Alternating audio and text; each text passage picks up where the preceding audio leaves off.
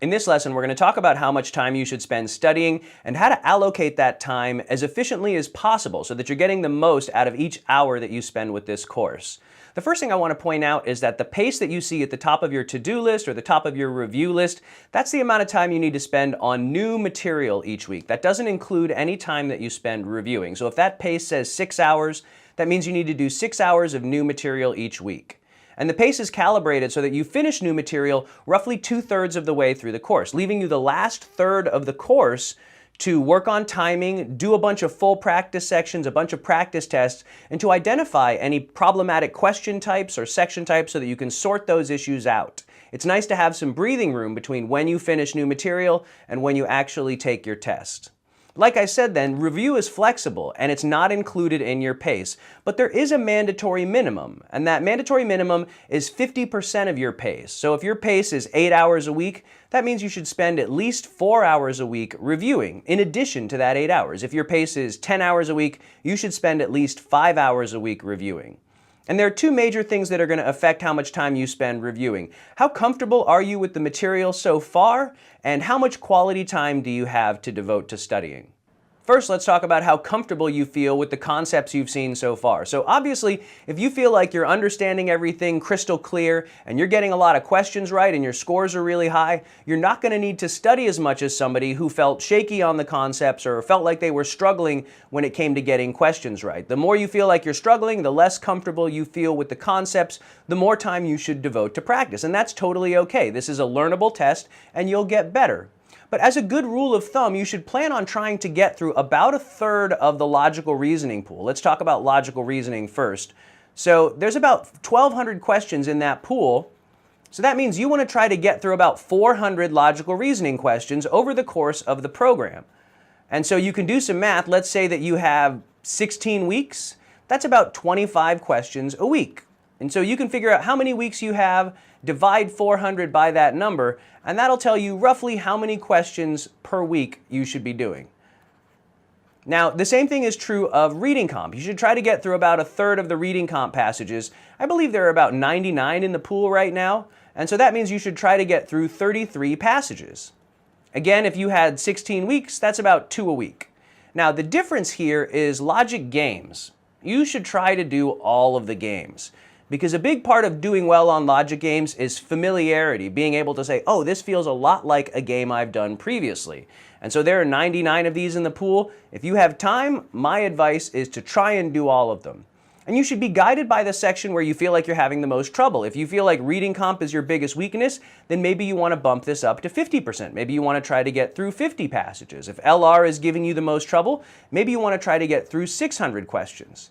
And by the way, if you're doing really well over here, the 400 questions that you do are going to be the 400 hardest questions in the pool. Remember, this is adaptive, so it's going to adjust to your skill level. If you're doing kind of average, you're going to do the middle third of the pool, the 400 medium questions. And if you're struggling, you'll get the 400 easiest questions. But as soon as you start doing better, the difficulty is going to go up. The difficulty is always going to adjust so that you're not wasting your time on questions that are too easy and you're not being demoralized by questions that are too hard. So as a rule, you should try to get through 1/3 of the LR, 1/3 of the reading comp, and try to do as many games as possible.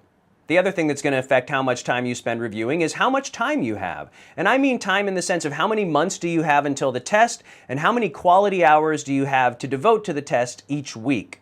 So if you have 6 months to prepare for the LSAT and you have a really light academic calendar, you can do almost all of the review. You might exhaust all of the question pools, and that would be great. You'd give yourself a better shot at maximizing your potential. If you only have 2 months and you're working 2 full-time jobs, you're not going to have a lot of time, and you might even consider postponing the LSAT, because there are no shortcuts. If you don't have a lot of months, you better have a lot of hours each week. I would say if you have 2 months to prepare, you probably need to prepare for 15 or 20 hours a week. If you have 6 months to prepare, you could probably get away with 5 to 8 hours each week. But you're going to need to put in more than 100 hours to make sure that you maximize your potential. My guess would be probably about 150 or 160 hours to really feel like you did everything that you could. And you'll be glad that you did. 5 years from now, you're going to look back on this and be really, really glad that you put in the time. So you should make a habit of scheduling your study sessions each weekend for the following week. Maybe Sunday night you sit down and you look at your calendar and block out enough time to cover all of the new material that you need to do and at least half that amount of time for review. So if you have 6 hours of new material to do, you need to block out at least 3 hours for review. So that week you need to study at least 9 hours.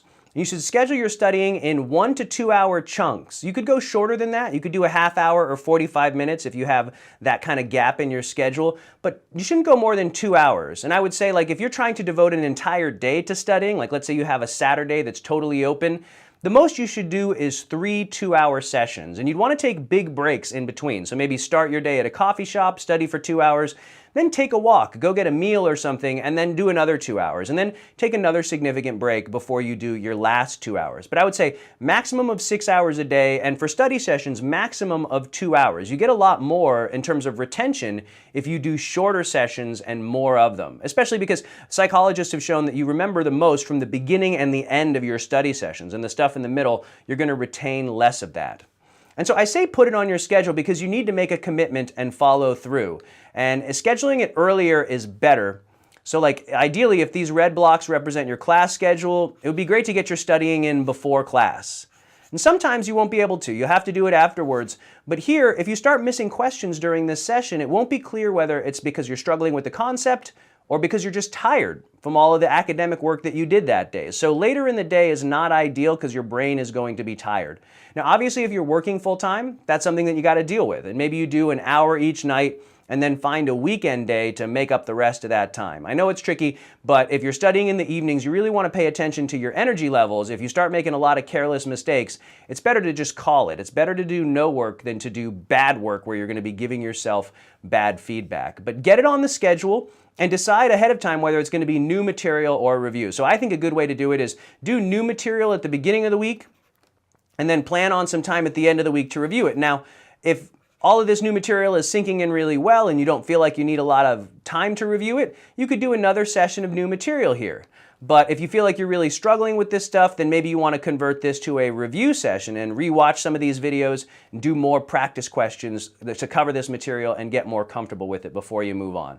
So in the next lesson, I'm going to tell you in detail what each of these study sessions should look like, some do's and don'ts about how to manage these 1 to 2 hour study sessions, but make sure you put them on your calendar, make a commitment ahead of time, and try hard to follow through. Don't let this become wishy-washy time where you schedule other things over your LSAT prep, and I promise when you get a great LSAT score, you'll be really glad that you budgeted out your time this way.